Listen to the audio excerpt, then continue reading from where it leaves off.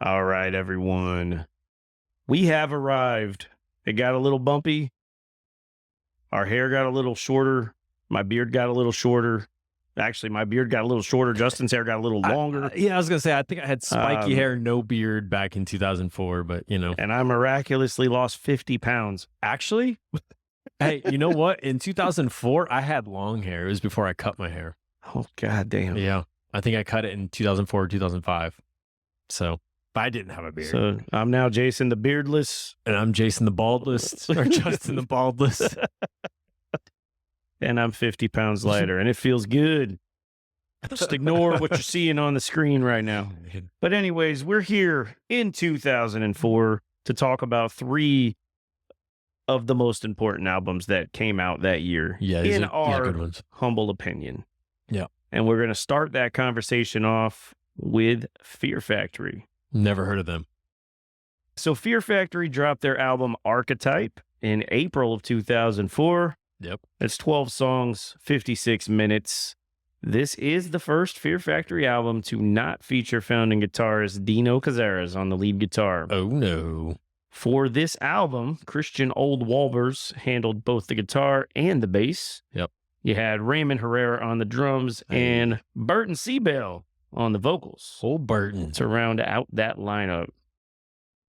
So I'll start with a little warning here. So if you listen to this and you want to check this album out, and you don't own it on CD, your only hope is to find it on YouTube. Yeah, so it's a little not- bit of a pain in the ass, but check it out. It'd be worth it. It's not streaming. It's one of 2 albums that Dino is presently trying to get rights to again so he can put on streaming. Transgression is the other one, which is the follow-up.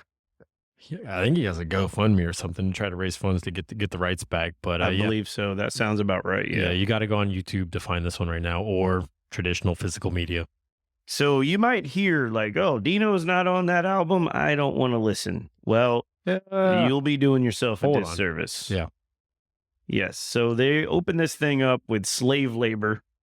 Right from the start, this is just classic Fear Factory. Honestly, if we didn't just tell you that Dino was missing from the lineup, you wouldn't even know. No. And this album follows Digimortal, which was a good album overall, but it had a little bit of new metal cringe to A little it. bit. Specifically that song with Cypress Hill. Oh, my shit. God. What was that called? Back the fuck Yeah, back the fuck up. Such a terrible song. But I do consider this album to be a return, probably closer to the Obsolete sound, maybe even a little bit of the Demanufacture sound going on there. I think it's an incredible opener, though. Slave Labor opens with machine-like rhythm, setting the tone for the album. There's relentless riffing, absolutely explosive chorus. Slave Labor is a classic. They still play this to this day. And I'm glad they do. So Cyber Waste is the second song on the album. Total fucking banger. Super angry song from Fear Factory, and their songs are not always angry, but this one to me also had like a little bit of a Sepultura vibe to it. Definitely still has the dystopian tech, sound to it, but I think the anger and that groove that they pack in there really makes me think of Sepultura. Cyber Waste is a cool song. It's got heavy, chuggy riffing paired with an infectious chorus. It's both melodic and anthemic. Lyrically, they're talking about the impact of technology and media on society, reflecting on overload of information and its effect on your mind. Keep in mind, this 2004, 20 years later, it's still more relevant than ever. Yeah, well, nothing you say matters to us. All right, so the next track is Act of God. This is quite a 3-song run that they have to open up this album. Yeah. Christian is doing a fantastic job keeping that traditional Fear Factory sound alive here. This isn't the kind of dumbed down version of Fear Factory that we got on the last album. This is like top tier stuff here. Good stuff. Act of God's a great track. So then we get into Drones. I really like the intro on this one. Definitely reminiscent of Replica from Demanufacture. Just the way the slow build up and the guitar sound. Drones is another great track leading into the title track. Archetype. So this is honestly one of the best Fear Factory songs out there. The chorus is incredible. Mhm. I don't think they could have picked a better song to be the title track for this album. Yeah, there's a haunting nature to the chorus, the way Burton's vocal comes over it. Very aggressive verses as well, with lyrics clearly directed at Dino at the time.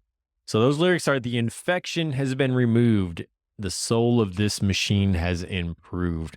And ironically, the band plays this song regularly live now, with Burton removed and Dino's back.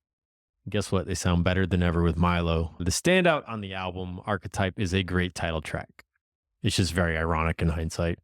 Yeah, kind of flipped the script on them literally. So Dino gave the middle finger to Burton on that one. yeah.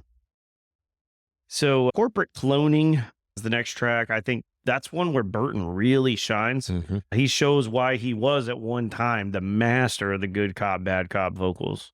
Yeah, it's another great track. And then we get into Bite the Hand That Bleeds. Mhm. All clean vocals on this song. And honestly, it's perfectly placed on this album. And what I like about it the most is that it's not too long. Like they didn't get too self-indulgent. Like, let's put the artsy song in the middle of the album.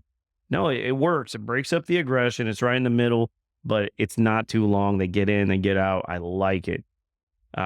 We also have Default Judgment, which has a little bit of new metal flavor coming back. Yep. A little bit Digimortal. mid-tempo. Yep. Not bad, not bad. They've always had a little bit of the new metal flavor, so I'm cool with that. A little bit. You could actually, if you go back, like they kind of pioneered the sound without even knowing they did it. Right. So Yeah, I think a lot of new metal bands definitely took cues from Fear Factory sure. for sure. One of the other standouts on the album is Human Shields. yeah, This is one of the most melodic tracks that the band have ever made. There's almost an Alice in Chains feel to it. And this one you almost wouldn't recognize as a Fear Factory song if you didn't know. It makes me ask the question, could Dino pull off this type of melodic music? I mean, it's definitely not what he's known for. yeah. I mean, it is very, very melodic, and there's atmospheric guitar work throughout. Lyrically talking about protection and sacrifice. It's emotionally heavy, leading into an instrumental to close it out, which is Ascension. And that's pretty much just an extension of Human Shields without the band. There's just ambient noise for the most part, but there is a sample of the chorus which ties the two together. Yeah, and so, if you're going to put bullshit like that on an album, do it at the end. That's the place for it. I'm cool with that. I kind of get it, I guess, coming off of that track. It is sort of like an extended just outro. So Yeah. that works. Did you check out the bonus track by any chance where they did the Nirvana cover of School? I don't think I've actually heard that. And I love So- covers. So we just talked about covers last week. So Yes, great cover, actually. Definitely should go back and check it out. I will. It's not on the original album, but it is a bonus track on one of the other versions. Cool. Completely unexpected and somehow really works as a Fear Factory song. So, yeah, I just wanted to shout that one out for the listeners as well. If you haven't heard it and you like a good cover song, they really do it justice. So. Nice. I'll have to check that out. Yeah, on this album overall, though, Ray Herrera's drums really stand out. Burton's vocals are overall strong and lyrically dynamic as always. For me, the album loses direction throughout the back half. While none of it's necessarily bad, it doesn't really stand out. And I'm talking about like after Archetypes, you got like Corporate Cloning, Bite the Hand That Bleeds, Undercut, Default Judgment, and Bone Scraper. They're all good songs, but they're like nothing about them really stands out. Still, Archetype is a strong album, and I give it a 4.5 out of 6. All right. I think that's fair. But yeah, for me, with all my CDs being packed up and this album not available on streaming, I haven't heard this album in at least 10 years before this week. It had been a minute. When I put it on, honestly, I was blown away. Like, I knew I liked this album a lot, but honestly, it's one of the best albums in their catalog. As much as I love and respect Dino, and I do, I think he's one of the greatest and most innovative guitar players. I mean, he's responsible for most of modern metalcore with that gent sound, Yeah, that's fair. that super technical thing that they're all doing. I love Dino, but man, this album is up there with some of the best work from the band. It might be a pain in your ass to listen to it on YouTube, but it's totally worth it. Fear Factory's Archetype is a 5 out of 6 Nice. upside down pentagrams. Good album. Check it out.